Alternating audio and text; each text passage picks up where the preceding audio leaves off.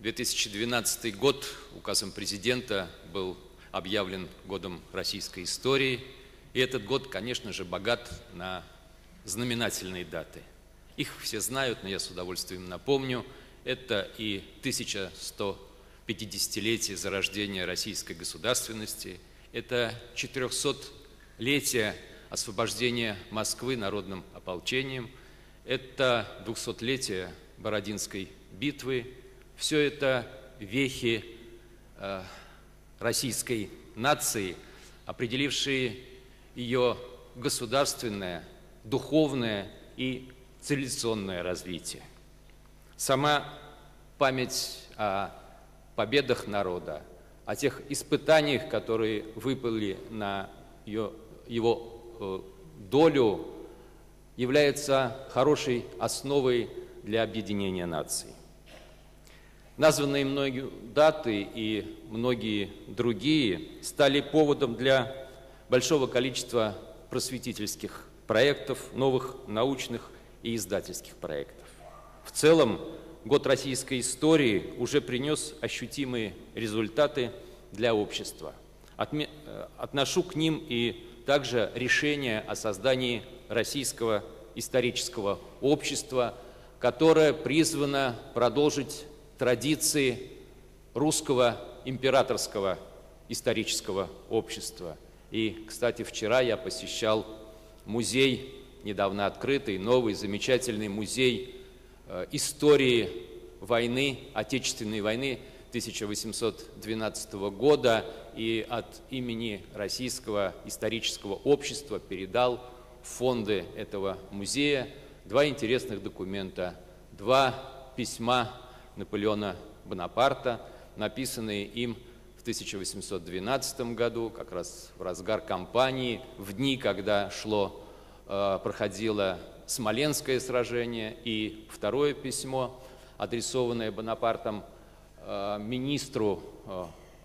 военному министру Франции, датированное 6 марта 1813 года.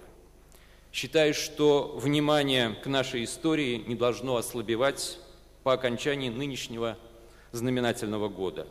Ведь одна из главных целей года российской истории – никогда не забывать ее уроки, понимать их неприходящее значение. То же касается и новейшего периода развития России. Ведь уже в следующем году исполняется 20 лет нашей Конституции и ее ровеснику, современному парламенту. Этот юбилей, несомненно, обратит внимание нашего общества к таким разделам нашей истории, как история развития демократии, гражданских институтов, институтов народовластия. Почему я считаю эти даты столь важными для нас сегодня? Не только потому, что являюсь спикером Государственной Думы, сейчас, когда некоторые силы пытаются играть на противоречиях в обществе, особенно важно глубоко знать сложную историю развития нашего государства, включая, кстати, и события последних 20 лет, памятные уже нынешнему поколению. Давайте вместе их анализировать и делать выводы. Ведь принятие всенародным голосованием в 1993 году первой в нашей стране демократической конституции было историческим выбором российского народа. И даже в самые трудные времена, когда лихорадила экономику, страну раздирали социальные и идеологические противоречия, опираясь на Конституцию, было возможно найти и точки соприкосновения, и объединяющие решения. Эти решения, как правило, формировались законодательно, в правовом поле. И свою роль в этом сыграл новый российский парламент. Конституция явилась тем незыблемым фундаментом, на котором строилась новая национальная правовая система, и был задан вектор движения к правовому государству. Закрепление в ней самого термина «правовое государство» имело для нашей страны огромное значение, в том числе и потому, что в истории России можно было найти немало примеров пренебрежения правом. После бурного развития в XIX веке российской правовой науки, отмеченного появлением целой плеяды блестящих правоведов, спустя некоторое время произошел, по сути, откат от всего достигнутого. Достаточно вспомнить сказанные Львом Троцким в 1914 году и повторявшиеся им в годы гражданской войны, цитирую: «Теперь рабочий класс на деле учится презирать эту легальность, то есть буржуазную легальность, и насильственно разрушать ее». Первые декреты советской власти, ожидая, что так называемое буржуазное право уже начнет отмирать, не раз оперировали понятиями «революционное правосознание» и ставили его выше, цитирую, «законов свергнутых правительств». А при вынесении уголовных приговоров суды порой руководствовались и таким источником права, как социалистическая совесть.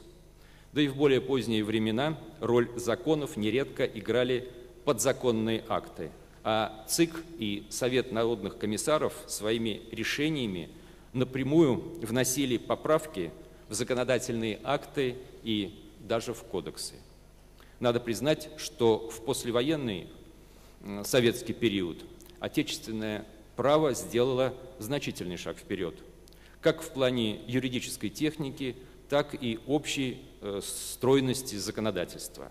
Однако, находясь, по сути, в условиях государственной идеологии, немало правильных юридических положений оставались просто декларациями. Тем не менее, правотворчество советского периода достойно сегодня глубокого изучения. Историю отечественного законодательства надо знать и лучшие его традиции не забывать.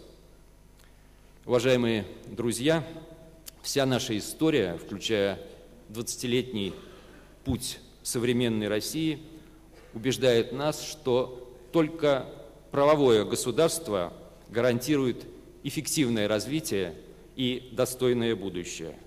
Отсюда и особые требования к современному парламенту, который просто обязан повышать качество своей работы, чтобы соответствовать все возрастающим ожиданиям общества. А для этого, безусловно, необходимо опираться и на наш собственный исторический опыт. И еще об одном я хотел бы сказать, учитывая тему конференции, которая охватывает довольно продолжительный период нашей истории, начиная с Древней Руси.